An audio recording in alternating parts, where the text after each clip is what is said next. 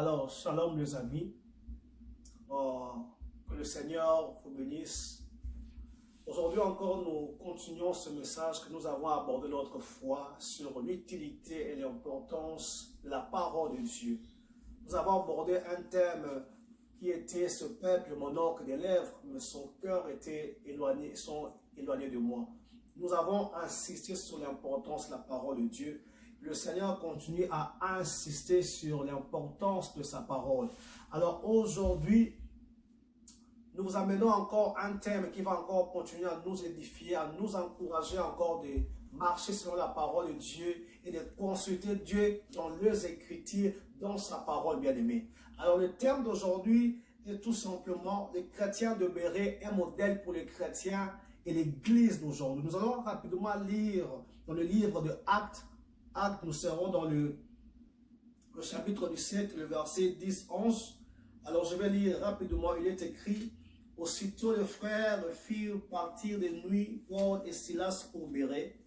Lorsqu'ils furent arrivés, ils entrèrent dans la synagogue des Juifs. Ces Juifs avaient des sentiments plus nobles que ceux de Thessalonique. Ils reçurent la parole avec beaucoup d'empressement et ils examinaient chaque jour les Écritures pour voir si ce qu'on leur disait était exact. Et nous allons lire Ésaïe 34, le verset 16 qui dit rapidement: Consultez les livres de l'Éternel et lisez. Aucun d'eux ne fera défaut, ni l'un ni l'autre ne manqueront, car sa bouche l'a ordonné. C'est son esprit qui le rassemblera. Bien-aimé, j'aimerais premièrement d'emblée dire que je ne suis pas contre les prophéties. Et je ne suis même pas contre les prophètes. Je ne suis pas ici pour dénigrer les prophètes et moins encore les prophéties. J'aime les prophéties personnellement et j'aime aussi l'atmosphère bien-aimée prophétique. Mais aujourd'hui, nous constatons une chose, qu'il y a une crise au sein de l'Église. Il y a une crise parmi les enfants de Dieu. Cette crise est que beaucoup d'enfants de Dieu renient la parole de Dieu, négligent la parole de Dieu, mais s'attachent d'abord aux prophéties. Est-ce que le prophétie, on doit exclure le prophétie dans l'Église? Non, loin de là. Mais la base n'est pas d'abord le prophétie. La base, c'est la parole de Dieu. Ici, nous sommes avec les chrétiens de Béret. Les chrétiens de Béret, on leur a enseigné la parole. On leur a prêché plutôt Jésus. Et en leur prêchant Jésus-Christ, ils ont crié à Christ. Alors, Paul et Silas, ainsi que d'autres frères dans le Seigneur, ils ont leur insisté, ils ont inculqué, ils ont leur dit, il faudrait que lire la parole de Dieu. Pourquoi? S'enraciner dans la foi chrétienne bien-aimée. Nous-mêmes, déjà, Christ nous a laissé l'évangile, la parole. Christ nous a laissé tout simplement la parole bien-aimée. Et tout enfant de Dieu, on lui laisse tout simplement d'abord la parole. C'est ça la base d'une vie chrétienne. Alors, qu'est-ce qui se passe? Ces chrétiens n'étaient pas chrétiens. C'est-à-dire, ils étaient païens dorénavant, bien-aimés. Ils ne marchaient pas selon le Seigneur. Mais après avoir prêché, ils ont crié à la parole de Dieu, excusez-moi. Et maintenant, il faudrait qu'ils doivent grandir et croître dans leur foi chrétienne. Mais comment croître? Mais comment grandir et tout? Alors, les apôtres l'ont démontré la parole. Ils ont laissé la parole plutôt pour eux, pour lire et méditer cela, bien-aimé. Alors, parce que ce que les apôtres prêchaient, c'était aussi la parole de Dieu. Ce qu'on prêche aux gens, c'est la parole. Ce qu'on montre aux gens, on doit démontrer aux gens, c'est la parole, la puissance de cette parole, bien-aimé. Parce que l'apôtre Paul dit que non, je ne point hors de la parole de Dieu, parce que c'est le salut de quiconque croit. Bien-aimé, sans la parole de Dieu, notre salut sera le salut peut être sans fondement, un salut sans fondement, bien-aimé. Alors, les chrétiens de Béret, ils ont réussi, ils ont crié au Seigneur Jésus-Christ. Maintenant, qu'est-ce que je dois faire? Que devrions-nous faire? C'est ça la question. Maintenant qu'on a cru. Les apôtres leur a laissé la parole. Et ce qui m'éthique, et si vous voulez voir que non, lorsque vous lisez la Bible, il dit que non, il vérifiait ce qu'on leur disait. Mais aujourd'hui, beaucoup d'enfants de Dieu, ils ne vérifient pas les enseignements, les prédications, moins encore les prophéties. Il suffit tout simplement qu'un homme de Dieu, parce que c'est un pasteur, c'est parce que c'est un prophète qui le dit, on ne vérifie pas est-ce que ça va en harmonie avec la parole de Dieu ou ça va au contraire de la parole de Dieu. Parce que toute prophétie et toutes paroles doivent réellement confirmer la parole de Dieu, doit être en harmonie avec la parole de Dieu. Que ce soit un apôtre, que ce soit un pasteur, que ce soit un prophète. Mais lorsque ce qu'on nous dit étant enfant de Dieu ne correspond pas par rapport à la parole de Dieu, bien aimé, on doit rejeter cela. Voilà pourquoi beaucoup de gens sont escroqués aujourd'hui. Non, ce n'est pas la faute de ceux qui escroquent peut-être les gens dans la foi. Mais ce que nous-mêmes, étant qu'enfants de Dieu, on ne vérifie pas est-ce que c'est que le pasteur me dit, est-ce que c'est que l'apôtre me dit, est réellement en conformité, bien aimé. On ne le fait pas. La base, c'est la parole. Lisez très bien. On dit que non, il examinait chaque jour les Écritures pour voir si ce qu'on leur disait est exact. Est-ce que toi et moi, examinons-nous les Écritures à chaque fois que le pasteur nous prêche, à chaque fois qu'il nous dise, qu'il nous recommande de faire certaines choses?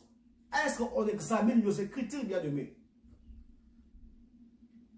Voilà pourquoi les chrétiens de Béret sont des chrétiens modernes. Ils grandissaient dans la parole. Ils croissaient dans la parole, bien-aimé. Parce qu'ils vérifiaient, ok, Paul me prêche.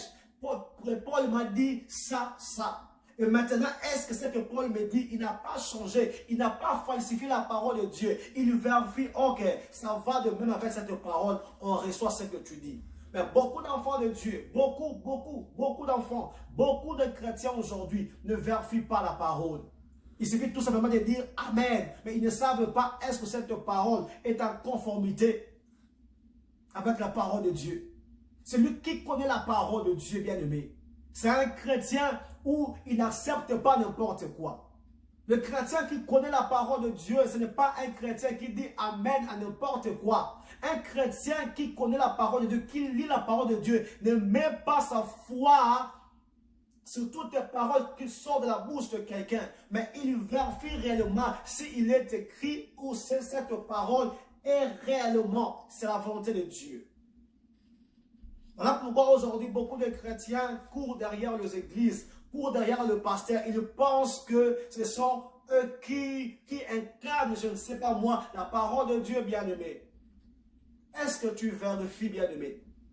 Le chrétien de Béret croissait dans la foi parce qu'il vérifiait à chaque fois. Aujourd'hui, ils sont un modèle pour nous. Aujourd'hui, nous sommes dans cette crise. Nous vivons une crise totale où les enfants de Dieu ne méditent plus la parole de Dieu. Où les enfants de Dieu ne lisent plus la Bible. Mais à tout moment, ils se confient à des prédications, ils se confient dans des prophéties bien-aimées. Laisse-moi te dire que le prophétie ne fera pas grandir ta foi, bien-aimé. Mais ce qui fera grandir, ce qui fera croître ta foi, bien-aimé, c'est cette parole. Parce qu'il est écrit, la foi vient de ce qu'on entend, et de ce qu'on entend, de la parole de Dieu. Les chrétiens de Béret ont démontré cela. Ils vérifient à tout moment, bien-aimé. Parce que la parole, c'est le salut, bien-aimé. C'est la base de cette vie chrétienne.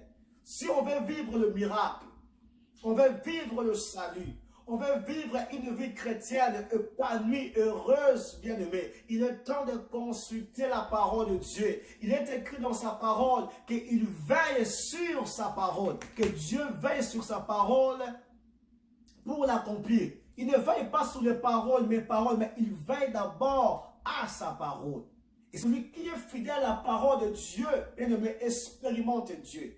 Celui qui consulte la parole de Dieu, cherche Dieu, bien-aimé. Passer du temps à lire la parole de Dieu, c'est chercher le cœur de Dieu, c'est connaître Dieu, bien-aimé. Ce n'est pas d'abord les prophéties. Ce n'est pas d'abord ce que le pasteur m'a dit, ou ce que le prophète m'a dit. Le prophète n'est pas Dieu, le pasteur n'est pas Dieu. Personne n'est Dieu, c'est lui-même Dieu est Dieu. Alors sa parole, la référence que nous avons bien aimée, c'est sa parole. Et les chrétiens de Béret nous enseignent bien par rapport à cela. Parce que il vérifiait. Oh, Paul a dit ça. Est-ce qu'il est écrit? Ok, ce n'est pas parce que Paul l'a dit. Mais c'est ce que les Écritures me disent. Aussi Pierre le dit. Ok, il vérifie. Il faudrait toujours vérifier. N'ajoute pas ta foi à n'importe quelle parole bien-aimée. Ce qui a de l'impact dans ta vie et ce qui fera l'impact dans ta vie, c'est la parole de Dieu. C'est la parole de Dieu bien-aimé. Et si tu veux grandir dans ta foi chrétienne, commence à lire la parole de Dieu. Parce que c'est le salut, bien-aimé. Si tu connais cette parole, tu verras Dieu. Tu connaîtras de plus en plus. Tu vas grandir dans les choses de Dieu. Parce que tu mets ta foi sur cette parole. Tu es chrétien. Combien de fois tu lis la parole de Dieu? Combien de fois ouvres-tu ta Bible pour méditer? Combien de fois? Mais chaque mercredi, tu es à l'église, je pars à l'église, mais quand tu rentres à la maison, tu n'ouvres même pas la parole de Dieu, bien-aimé. Ta foi, quelle est la source de ta foi, bien-aimé? La source de ta foi est la parole. Si tu veux marcher, vivre le bénéfice, vivre la bénédiction, vivre l'élévation de Dieu, vivre tant de choses, bien-aimés, commence à lire, à méditer et à pratiquer cette parole. Tu vas vivre, tu expérimenteras la gloire, la puissance, même la bénédiction de Dieu, bien-aimé. C'est la parole de Dieu qui produit cela. Ce n'est pas la parole des hommes. Ce n'est pas parce qu'un prophète a dit. Ce n'est pas parce qu'un pasteur a dit, mais c'est ce que la parole de Dieu dit. Parce que la parole de Dieu dit, c'est lui-même Dieu qui me le dit. Si tu lis cette parole et tu mets cette parole dans ton cœur, c'est ça le miracle, bien-aimé. Voilà pourquoi aujourd'hui, beaucoup de chrétiens sont escroqués. Beaucoup de chrétiens aujourd'hui accusent le pasteur. Non. Parce que nous-mêmes, nous sommes naïfs. Nous-mêmes, on leur donne le pouvoir de nous escroquer parce que nous ne connaissons pas la parole de Dieu. Voilà pourquoi beaucoup de chrétiens sont manipulés. Ils courent derrière de pasteurs, de prophètes. Ils changent même église en église, bien-aimé, pour chercher quoi? Tu as la solution avec toi. Tu as Dieu dans ta maison à tout moment. Cette parole est la clé et la base. Voilà pourquoi l'apôtre Paul a dit. Je ne prends honte de cet évangile parce que c'est le salut de quiconque croit. Si tu crois, c'est cette parole. C'est cette parole. Il est écrit à tous ceux qui l'ont reçu. Elle a donné le pouvoir de devenir enfant de Dieu. C'est cette parole bien-aimée. Dieu est sa parole. Dieu veille sur sa parole. Prends la décision de commencer à lire la parole de Dieu. Consulte les Écritures. Si on me prêche à l'église, c'est que le pasteur m'a dit, est-ce que ça va de pair avec la parole de Dieu, bien-aimé? Ce n'est pas parce que le pasteur a dit. Ce n'est pas parce que le prophète a dit. Ce n'est pas parce que l'église a dit. Mais c'est ce que les Écritures me révèlent. C'est ce que les Écritures m'enseignent, bien-aimé. C'est ça la base de la vie chrétienne. Et celui qui lit sa parole, de plus en plus tu connais Dieu maintenant. De plus en plus tu verras, tu vas commencer à expérimenter Dieu. Comme jamais avant, des nouvelles dimensions commenceront dans ta vie. Pourquoi? Parce que tu t'es familiarisé de cette parole. Maintenant, tu connais le langage de Dieu. Maintenant, tu connais la volonté de Dieu. Maintenant, tu connais le cœur de Dieu. Le seul moyen, bien-aimé, c'est la parole de Dieu. Alors, les chrétiens de Béret sont des modèles pour nous aujourd'hui. Parce qu'ils vérifiaient, ils recevaient la parole. Mais ils allaient toujours vérifier.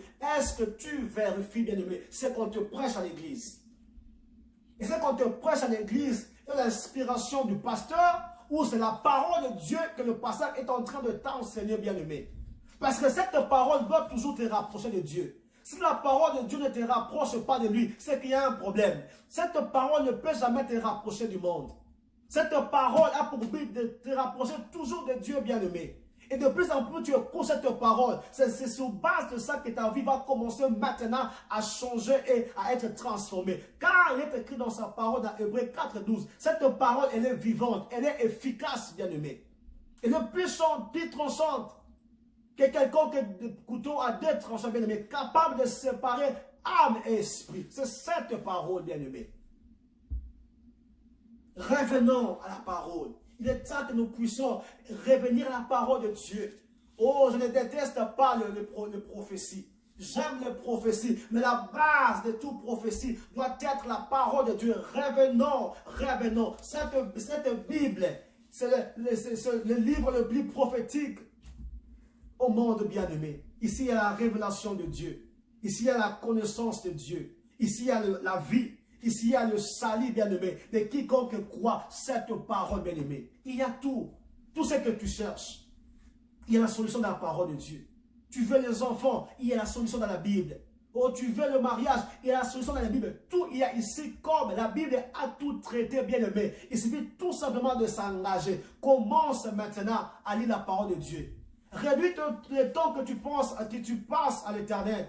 Réduis le temps que tu lis des livres, bien-aimés. Commence à lire la parole de Dieu. Tu verras le changement que la parole de Dieu va apporter dans ta vie. Donc le Seigneur nous invite à faire confiance à sa parole. Le Seigneur nous demande de marcher selon sa parole. Le Seigneur nous demande de mettre d'abord sa parole en première position. Sa parole, il jure par sa parole. Au commencement était quoi? Était la parole. Donc il est temps, chrétiens, réveillons-nous. Réveillons-nous, vérifions, chrétiens. Attachons-nous à cette écriture, à ces écritures bien-aimées. Il est temps maintenant que notre foi ne provienne pas parce que je fais partie d'une église quelconque, mais notre foi, la source de notre foi doit être cette parole. Rien que cette parole. Avant de dormir, tu confesses cette parole. Le matin, confesse cette parole. Fais de cette parole ton style de vie. Tu vas expérimenter Dieu comme jamais avant dans ta vie. Soyons comme les chrétiens de Béret. Ils sont pour nous un modèle pour l'Église d'aujourd'hui. C'est la parole de Dieu qui est la solution face à cette crise. Où les gens, chaque dimanche, sont à l'Église, mais ils ne changent pas. Pourquoi? Parce qu'ils négligent la parole de Dieu. Tu as l'Église le dimanche, tu vas chercher des solutions pour tes problèmes. Des fois, tu pleures pour tes péchés. Mais quand tu rentres à la maison, tes péchés t'attendent encore. Pourquoi? Parce que tu négliges la parole de Dieu. Tu pleures de foi, mais pourquoi? Il n'y a pas la place, la parole de Dieu. Laisse la parole de Dieu te changer. Laisse la parole de Dieu transformer ta vie. Laisse la parole de Dieu être la base de ta foi. Vérifie tout ce qu'on te dit. Ce qu'on te donne comme une prophétie, comme une révélation. Va vérifier, entre dans ta chambre. Est-ce que c'est que le prophète me dit ou le pasteur est réellement exact par rapport à cette parole, bien-aimé? Si ce n'est pas exact, bien-aimé, tu ne pêches pas. Ce n'est pas un péché de refuser ce qui est contre la parole de Dieu. Mais au contraire, tu élèves Dieu quand tu élèves sa parole. Donc le Seigneur insiste. Il me dit, il vous dit, il est temps de retourner à sa parole, car il ne fait rien sans sa parole. Car sa parole est la base, le salut de toutes choses, bien-aimés. C'est ce que les chrétiens de Béret nous ont enseigné. C'est ce que les chrétiens de Béret nous montrent, nous laissent comme modèle à suivre. Et c'est le seul peut-être, comme église, qui examinait toutes les choses qu'on leur disait. Pourquoi? Parce qu'ils ont cru tellement cette parole. Ils ont basé leur foi sur cette parole. Et que personne ne pouvait leur mentir parce qu'ils croyaient tellement à la parole de Dieu. Crois tellement à la parole de Dieu, bien-aimé, que tu verras le changement dans ta vie. La parole de Dieu est puissante, bien-aimé. La parole de Dieu est salie. La parole de Dieu guérit. La parole de Dieu délivre. La parole de Dieu donne la vie. La parole de Dieu change, nous transforme, bien-aimé. C'est la parole de Dieu qui produit cette différence par l'action du Saint-Esprit. Car même la parole est l'épée du Saint-Esprit. Le Saint-Esprit doit avoir son épée en main pour commencer à travailler, bien-aimé, dans ta vie. Et je t'invite à ouvrir ta Bible chaque jour. Je t'invite non seulement à lire ta parole, mais je t'invite à méditer cette parole. Médite, rumine la parole de Dieu et fais de cette parole tes propres versets de tous les jours, bien-aimés, dans ta vie. Et tu verras la différence que cette parole va produire dans ta vie. Que le Seigneur te bénisse.